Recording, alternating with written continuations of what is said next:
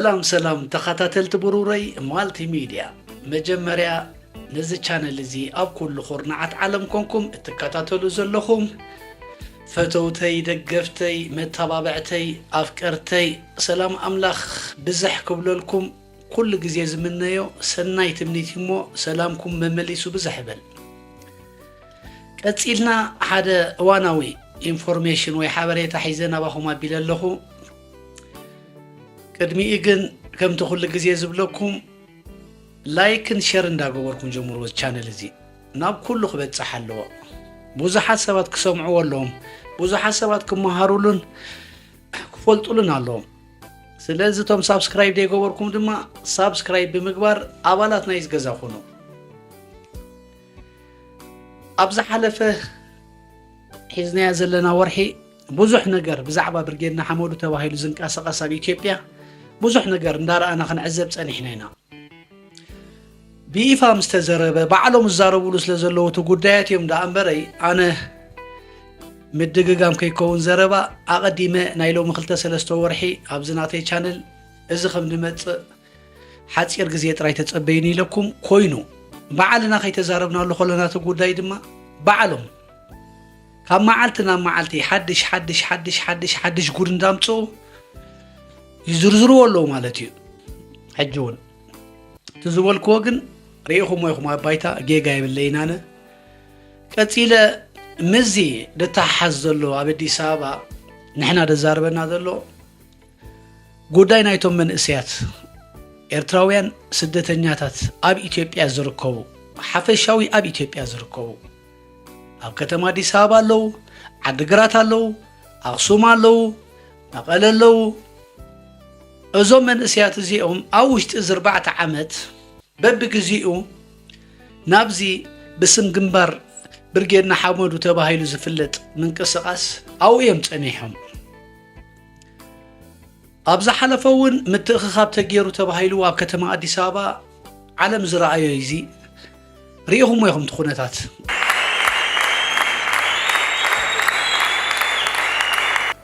ብዙሕ መንእሰይ ማለት እዩ ኣብ ኤውሮጳ ይኹን ኣብ ኣሜሪካ ብዝገርም መንገዲ ክትርእይዎ ኢኹም ኣብ ዝሓፀረ ግዜ ክውሕዚ ኩሉ ገዲፉ ክቃለስ ወሲኑ ኣሎ ማለት እዩ እሞ ብርጌድና ሓመዱ ኣዲስ ኣበባ ነዚ መደብ እዚ ንምትግባር ዓጢቕና ንምቅላስ ድልዋት ዲና ሕጂ ኣብዚ ሓደ ነገር ደይተረድኦ ዘሎ እቲ መንእሰይ ካብቶም መኩሮኒ ካብ ዕድመ ድዩ ኣይርድአካን እዩ ብዙሓት መንእሰያት ፀኒፎም እዮም ፀኒሖም ኣብ ጉጉይ ዕላማ ምክንያቱ እቶም ካድራት ኮይኖም ነቶም መንእሰያት ከእምንዎም ከለዉ ክትንትንሎም ከለዉ እቲ ቃልሲ ሓፂር ምዃኑ ኣብ ሓፂር ግዜ እውን መፃኢኦም ብሩህ ምዃኑ እቶም መንእሰያት እዝን ካልእ መብፃዕታት እንዳበልካ ነቲ መንእሰይ ቀልጢፍካ ኣዝዲዕኻ ተፀንበር ጥራይ ፀኒሖም ይኹን ኮይኑ ከዓ ኣለዉ በብግዚኦም ክሳብ ቀረባ ክሳብ ቅድሚ 3-4 ወርሒ ምስ ኩነታት ናይ ኢትዮጵያ ዘለዎ ደረጃ እስከ ከም መጋላገሊ ወይ ከም ፀግዒ ወይ ከም ውሕስነት ተኾነና ብምባል ናብቲ ግንባር ብርጌድና ሓመዱ ኣብ ኢትዮጵያ ዝንቀሳቐስ ዘሎ ፀግዒ ኮይኖም ናብኡ ፀኒሖም እዮም ናይዚኣ ውፅኢት ድማ ኣብቲ ዝሓለፈ ናይ ሎሚ 8-9 ወርሒ ኤርትራውያን ኣብ ኣዲስ ኣበባ ብሰንኪ መንነቶም ብሰንኪ ኤርትራውያን ምዃኖም ጥራይ ተኣሲሮም ተንጋላቲዖም ልዕሊ 460 ድማ ብዘይድልየቶም ብሓይሊ ተጠሪዞም ናብ ኤርትራ ክኸዱ ተገይሩ ኣብ መንጎ እዚ ምስኦም ነይሮም እዮም ኣባላት ብርጌድና ሓመዱ ዝበሃሉ እቶም ኣባላት ብርጌድና ሓመዱ ዝበሃሉ ምዞም እሱራት ኤርትራውያን ነይሮም ብፍሉይ ከኣሶም ኣውፅኦሞም ተዛሪብናሉ ነርናይ ናብ ግዚኡ ንመዘኻኸሪ ኮነና ኢለ ኣብ ግዚኡ ኣውፅኦም ኣባላት ብርጌድና ሓመዱ እዚኦም ኣባላት ነዮም ኢሎም ኣውፅኦሞም እቲ ማእሰርቲ ትግፋእ ኣይምልከቶምኒ ማለት እዩ ነቲ ስደተኛ ኤርትራዊ ጥራይ ድምልክት ተባሂሉ ኮይኑ ከዓ ርኢናዮ ከይዶም ናብ ዓዶም ካልኦት ኣለዉ ዘይተዘረበሎም دقر مكان نجر ኣብ ኢትዮጵያ ብፍላይ ኣብ ከተማ ኣዲስ ኣበባ እሱራት ኣለዉ ኤርትራውያን ሓደ ነገር ክነግረኩም ኣዲስ ኣበባ ተኣሲሮም ኣሎ ናይ 26 ዝኸውን ጥራይ ሽም ዝርዝር ኣሎ ናይ 26 ናይ ብምሎም ኣስማቶም ሊስት ኣገዳስነት ተሎ ተዝርግሖ ወይ ተዛረቡ ሕጂ እውን እቲ መንግስቲ ነቲ ኤርትራዊ መንነት ዘለዎ ስደተኛ ዜጋ ፈልዩ ኣይፈልጦን እዩ እቲ ኢንፎርሜሽን ነቐብል ከማኻ ትግርኛ ተዛረቢ ከማኻ ሓውኻ ኤርትራዊ ከማኻ ስደተኛ ኤርትራዊ ተደልዩ ይቐትለካ ተደልዩኻ የልምዐካ የሕሊፉ በካ ውልቃዊ ፅልእ ተለዎ እዚ ናይ ሻዕብያ ልኡኽ እዩ እዚ መንግስቲ ኤርትራ ድለኣኾ ሰላሊ እንዳበለ ይነግረልካ እሳቶም ከዓ በታሶም ድበልዎ መሰረት ኣምፅኦም ዕሽግዎም ክጠፍእ ዝደልይዎ ክእለ ዝደልይዎ ክውገን ዝደልይዎ ሰብ ከዓ ኣካቢዶም ከምዚ ኢሎም በጃ ዝሃብዎም ኣለዉ እዮም ደይተዘረበሎም እዚ እውን ደሞ ውፃዕ ኩሉ ግዜ ተዓቢሱ ኣይተርፍኒ ካብ ግለሰባት ካባይ ካብ ካልኦት ዘይኮንኩም ክትፅበይዎ በዓል መን እዮም እንታዮም ገለ በዛ ድባላልዕዋ ደለውን እንሕዶም ነጊፎም ጉዶም እዮም ድዋፅኡ ደለዉ ባዕሎም እገለ ንኽስቶ ኣቕቲሉ ወይ እገለ ንኽስቶ ኣእሲሩ ወይ እንዳበሉ ሓሳቡ ወልኒ ሕጂ ቀረባ ግዜ ካ ክንሰሚዕ ኢና ምክንያቱ ጥርዚ ይበፂሑ ተባታቲኒቲ ኣብ ኢትዮጵያ ዘሎ ብስም ብርጌድና ሓሙድ ድንቀሳቐስ ናይ ቢዝነስ ወይ ድማ ሱፐርማርኬት ትካል ዓንዩ ንዓይ እሞኑኒ ክሳብ ዝሓጂ ሰዓት ከማን ግዜን ሰዓቱን ስለ ዘይኣኸለ እዩ ስለምንታይ ብስም ተቃልሲ ግን 4 ወይ 5 መንእስያት ኮይኖም ቶም ላዕለዎት ኣመሓደርቲ ገበርትን ሓደክቲና ወኪላት ኣብ ኢትዮጵያ ኢና እንዳበልካ ሚልዮናት ገንዘብ ዳመጅረጥካ ሚልዮናት መንእሰይካ ተጥፍእ ብስም ተቃልሲ ግን ነቶም ተጥፍእዎም ዘለኹም መንእስያት ነቶም ኣጥፊእኹሞም ድፀናሕኹም ንዓኦም ናብ ልቦም ክንመልስ ንዓኦም ከነረዲ ኢና ደኺምና ከይበልና ከሲርና ከይበልና ዓዲ ንኸይድ ሙሉ ኢትዮጵያ ንዘውር እኮ ስቑልና ኣይኮንናን ውፅኢቱ ከዓ ኣብቲ መጨረሻ ጫፍ ኣብፂሕና ኢና ምንቃሕ ነቲ መንእሰያ ቃልሲ እንዳበልኩም ኣብ ትግራይ ዓዲግራት ቅድሚ ሕጂ ዓብ ኣኼባ ዝተገብረ ድራማታት ኣሎ ከምኡ እውን ኣብ መቐለ ድንቀሳቐሱ ኣለዉ ኤርትራውያን ኣሕዋትና ንፈልጦም ግን ደም ንምጥፋእ ጥራይ ኣይትጠቀመሎም ንኸተጥፍኦም ንኽትሽቅጠሎም ጥራይ ኣይትለዞም መንእስያት እዚኦም እቲ ስደተኛ ኤርትራዊ ኣብ ኢትዮጵያ ብሓፈሻ እኳ ኣብቲ ዝሓመቐ ህይወት ዝነብር ዘሎ ኤርትራዊ እኮ እዩ መሳኪን ከመባጊዕ 8 ወይ 10 ሰብ ሓንቲ ገዛ ተኻሪም ነብሩ ኣለዉ ኣባላት ብርጌድና ሓመዱ ተባሂሎም ናይ ፍትሒ ናይ ሕልና ቃልሲ ተትኸውን ነይሩ እዚ ቃልሲ እዚ እቲ ምሸት 150 200 ሽሕ ትራንስፈር ጌርኩም ውሽክታት ጨርባሕባሕባሕባሕባሕ ቢልኩም ክትሰትይዎ ተምስዩ ንኽንደይ መቃልስትኩም ግደፍዎም ንኹሉ ኤርትራዊ ነቶም መቃልስትና ትብልዎም ኣብ ትሕቲኹም ዘለዉ ባና ክትገዝኡሎም ደይትኽእሉ እኮ ኢኹም ባናና ክትገዝኡሎም ደይትኽእሉ እኮ ኢኹም ስማው ጥራይ ክንዲዛ ኣባላት ኣለውና ሽዑ ነቲ መንግስቲ ከተእምኑ ከዓ ድልዋት ኣለውን ኣብ ቃልሲ ከኣቱ ትብልዎም ናይ መን ወዲ መን ከተጥፍእ ወዲ መን ብናይ ወዲ መን ክትነብር ብናይ ደም መን ክትነብር ብዙሕ ራ ዘለዉ መንእሰያት እዮም ካብ ዓዶም ወፂኦም ኣለዉ ሓንቲ መዓልቲ ከዓ ክምለሱ እዮም ንዓዶም ተመሊሶም እዮም ከዓ ቅድሚ ሕጂ እንታይ ዶ ኮይኖም እዮም ነዚኦም ዳጥፋእኻስ እስኻ ሽዑኡ ዝተፈላለያ መንዝራታት እንዳቀያየርካ ሎሚ ካልእ እጓል ፅባሕ ካልእ እጓል ሓሓቂኩም ሓዲርኩም ነቲ ብመርገም ዘለዎ መንእስያት ካብ ሙሉእ ዓለም ተዋፅአ ገንዘብ ሽዑኡ እንፅኢኻ ጌስት ሃውስ ዳበልካ ገርም እዩ 4-500 ሽሕ ትኸፍሉ ንወርሑ እኮ ኢኹም كنا سرق أبلونا تحدي جنزب سرق أبلونا تحدي كم زي أجيركا نتاشر متأتي أجيركا يا كفل كيا نبلونا تحدي تيا جيركا خير كارلا خي كفل كان نتبلو كم اللو بأدي سابا مالتي تهزب جنبهم سلزخونه أدن تاي قبر نيرو مسيركا أبكن ما عمله بدك له رياليتي مال حجي كابتي كسوتي إلنا نتاي بالنيرو لازم جنباري لهم كيدهم زرلو أدي سابا أمينكم من دحر هو تبلها لهم تصبح كلتا ملحس كتزاربوهم بالنير أنا خامسو أنصار نيري أنصار نسو بتصلقوا عينت كالات سو يبللو أطاود تتنقع أبا يبلني حتى من بعد قبل نستيفز انتا يبلني يربولني قبل انتا يافريكم تايكم قبرت أب كم زلهم تاي تاريخ يزلكم حماق التاريخ حماق التاريخ أب عدي أوش تأيرترا تاريخكم خفق معت أو مستقطعكم كأ بشيم كأسيلكم كأ كم زخ أسبت تفول لهم بزخونة زغابي هرتو عميو كأطلقكم أي كألن خباهم يجميرت مبللع قدايكم كأ كنسمعوهم أنا إن حجي كابت تزرب زلو كابت تشبتات حقتات تسفى دغور دولن منسيات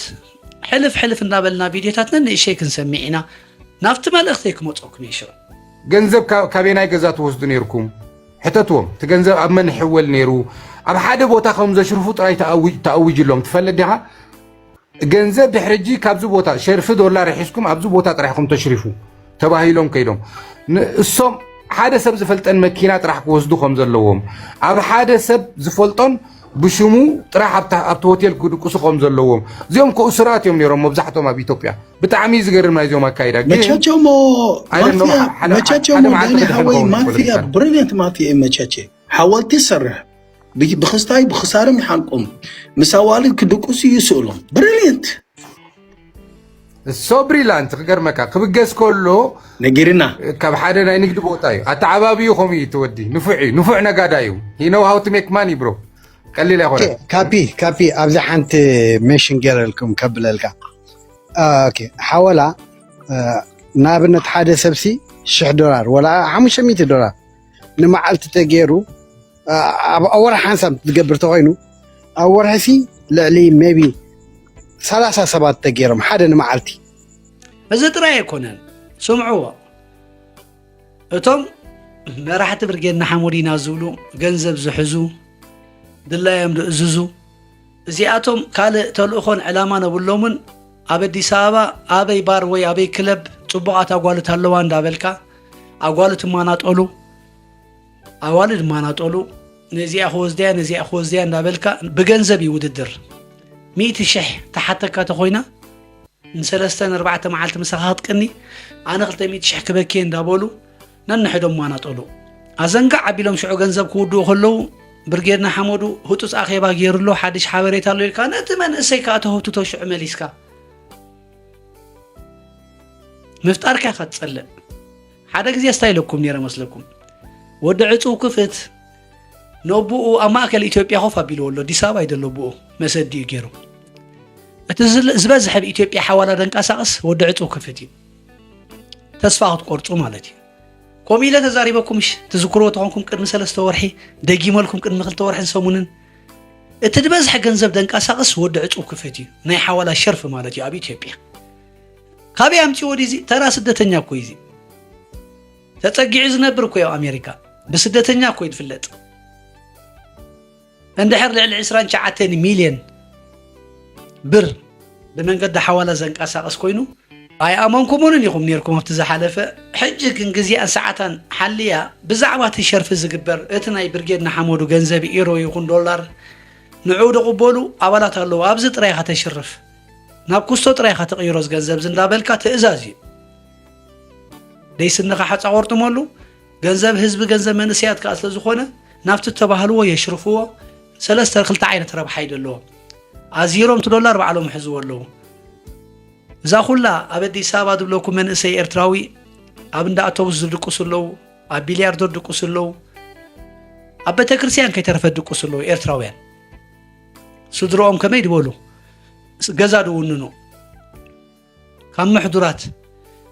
كاب عبيت سدرا بيت تولدو ابدي سابا انصولا حيزوم ابته كريستيان افقدو غربو علو كاب غرب اوريدوم سب كيري ما صلمتا بيلوم اتيم مولو اثيوبيا مولو اديس ابا تباتاتينوم اب غرب ابته كريستيان اب صموا بوتاتات اندادقوسو نغو سب كيريم كدانو نغيفوم تسو دحر دلاتهم كدانو ماصريم كتريم كل قنتاي تبل دحندلو مسلكا حماقيم دلو حج ترديهم نزارب نيرنا نتصرف نيرنا نوارد نيرنا غزيده يقولص حق يلن بزغاط امزالو ما انت حيزلكم قند ملختي مصي دلخو كبرات خاتتلت مدباتي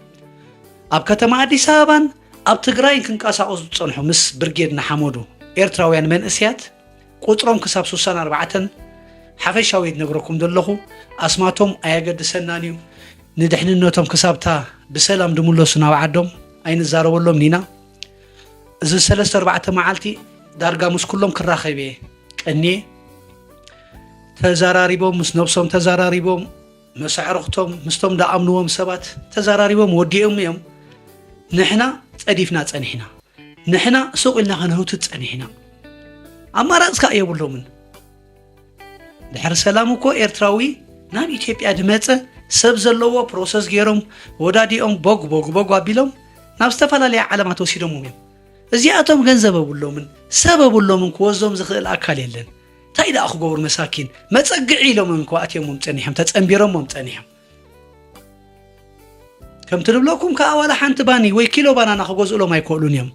ንሓደ ለይቲ 300-250 ሽሕ እንዳጥፋእኻ ኣብ ኢትዮጵያ እቶም ዓበይቲ ሃፋትም ዝኣትዎ ዓበይቲ ሆቴላት ኣብኡ እንዳኸድካ ብሞባይል ኣዋልድ እንዳመረፅካ እዩ ኮሚ ኢትዮጵያ ብዕሉግ ዓዲ እንዲ ብሞባይል እንዳመረፅካ እዚ ኣምፁለይ ነዚ ኣደልየ እንዳበልካ ሱቕ ኢልካ ናተን ከዓ ዋጋኦም ፍሉጥ እዩ ከምዚ ናይ ገዛ ወይ ድማ ናይ መኪና መጨረሻ ዋጋ ለም ዝነግሩኻ ፍሉጥ እዩ ዋጋን ምረፅ ነዚ ኢልካ ኮድ ሓዝ ቁፅሪ ሓዝ ትመፀካ ከምዚ ገይሮም ገንዘብ ናይቲ ስደተኛ ተቃዋምቲና ዝብሉ ኣባላት ብርጌድና ሓሞዲና ዝብሉ ገንዘቦም ከምዚ ገይሮም ክሳብ ድፃወትሉ እቲ ከምኦም ኤርትራዊ ከምኦም ተዛራቢ ትግርኛ ከብዶ ሓቂፉ ብጥሜት እንዳሓደረ ነዛ ሃይላንድ ማይ እዛ ናይ ማይ ሳሓ ማይ ሪኢኹማ ሃይላንድ ንዓድ ገዝኦሎም ሰባት የለውን ኣንታ ጉድ ኢኻ ትርኢ ኩላብ ከብዶም ገይሮም ግን ከምዚ ኢሎም ተስፋታት ድብዎም ከ ብስም ኣብ ሙሉእ ዓለም ዘሎ ብርጌድና ሓመዱ ተዋፅአ ገንዘብ ኣሎ ነቶም ኣብ ኢትዮጵያ ዘለኹም ስደተኛታት ንኸራይ ገዛኹም መንቀሳቐሱ ድኾነኩም ከምዚ ክንገብር ኢና እንዳበሉ ብተስፋ ጥራዮም ደንብርዎም ዋላ ተመፀት ገንዘቡን ኣይንታዮምን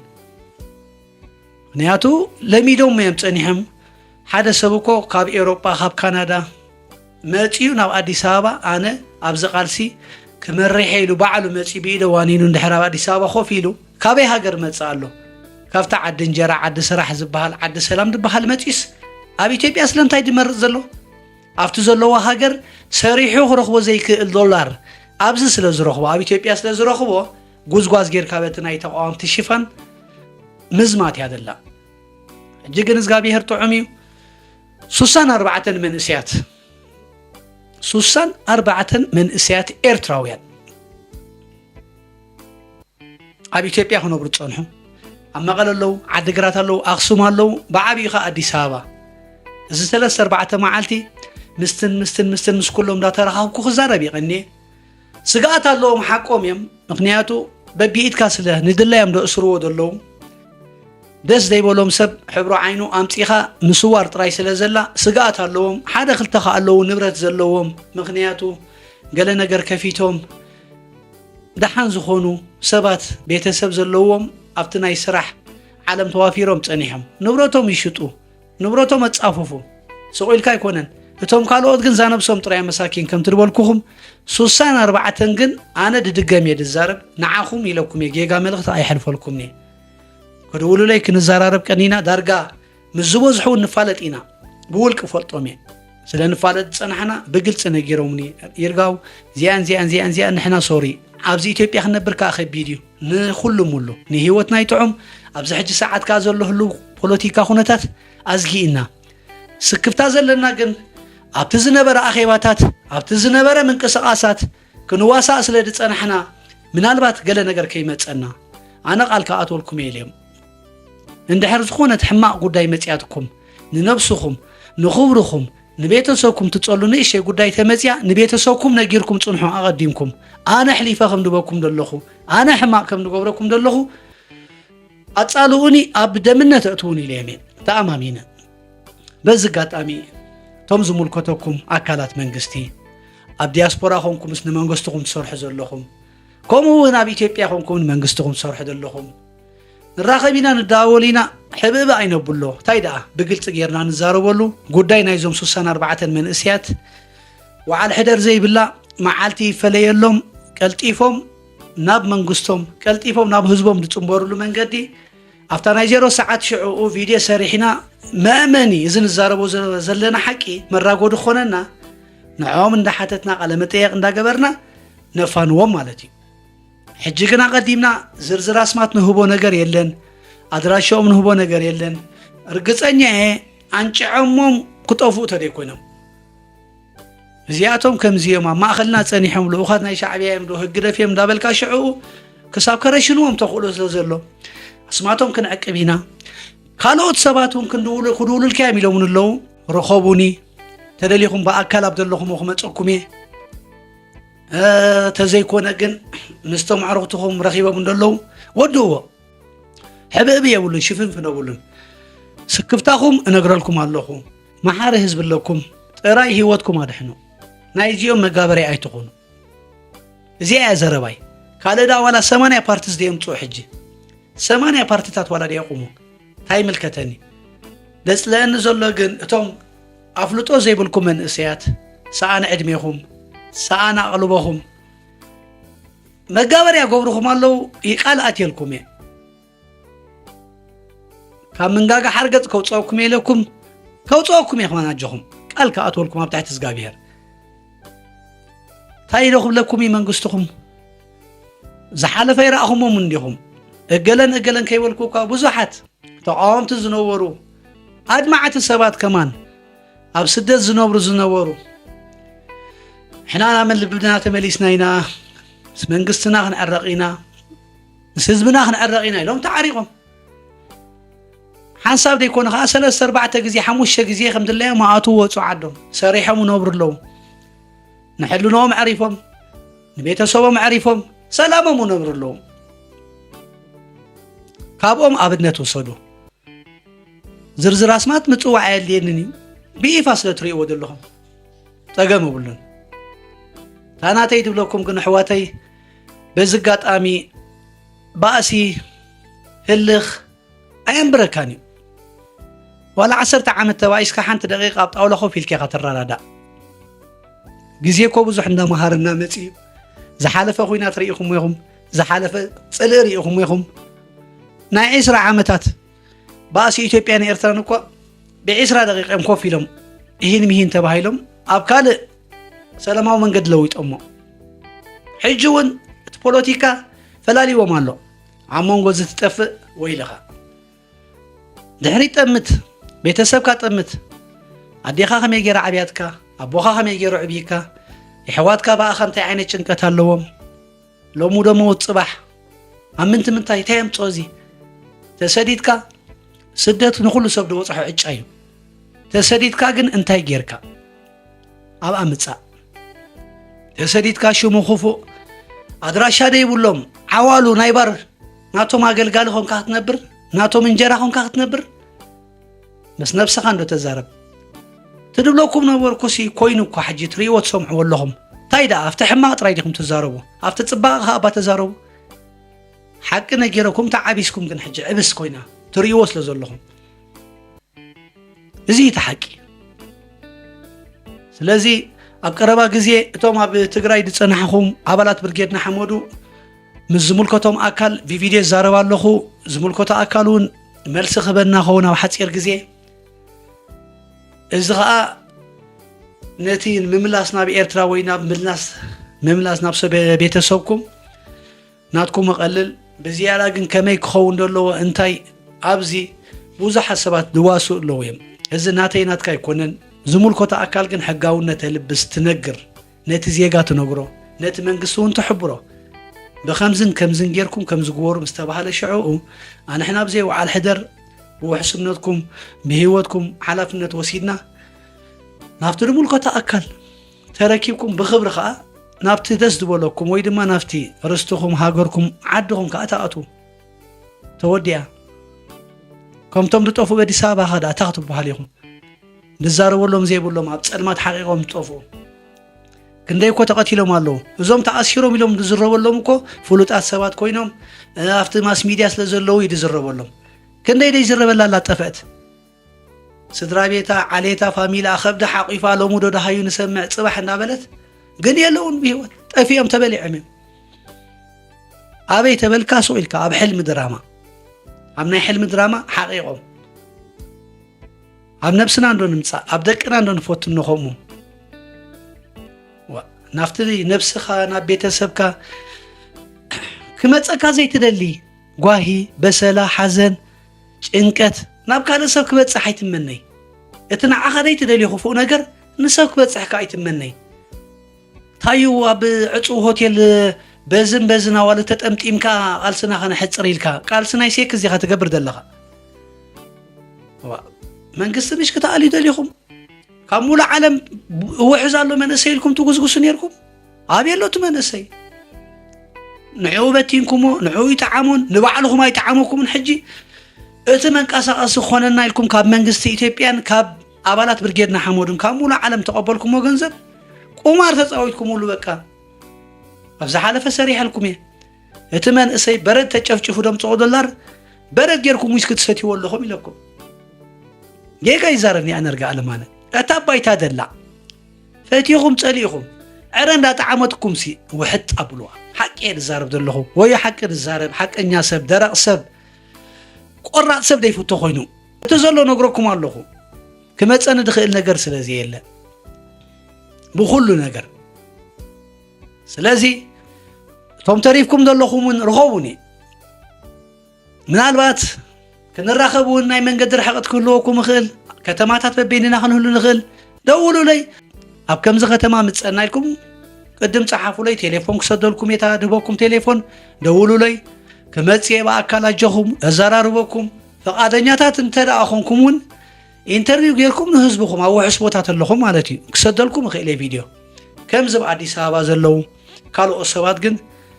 ተራዳዲኦም ስለ ድዳዋወሉ ንሓደ ሕዶም ረኺቦሙኒ ሓደራ እዮም ኢሎሙኒ ኣምላኽ ምስክረይ ስምና ዓቀበልና ኣብታ ናይ 0 ሰዓት ንሕና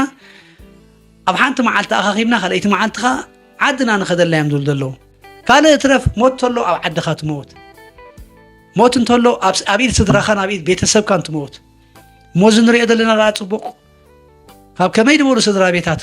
ብዙሓት ዓሌት ብንዳቦኻ ብንዳዴኻ ከለዉ ኸስ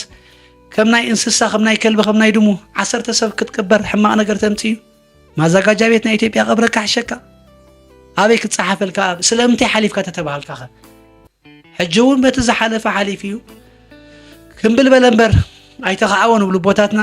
በዛ ተጀሚራ ደላ 64 ሰባት ኣብ ኢትዮጵያ ቀሊል ኣይኮነን መንእስያት ትግራይ ዓዲግራት ኣክሱም ኣዲስ ኣበባ ካብዚ 4 ከተማታት ተቆጥሮ ዋላ ውሕድ ተኾነ ቶም ተረፍኩም ከዓ እዚኣ መልእኽተይ ከሕልፈልኩም ይኽእል ተዕላማና ግን 0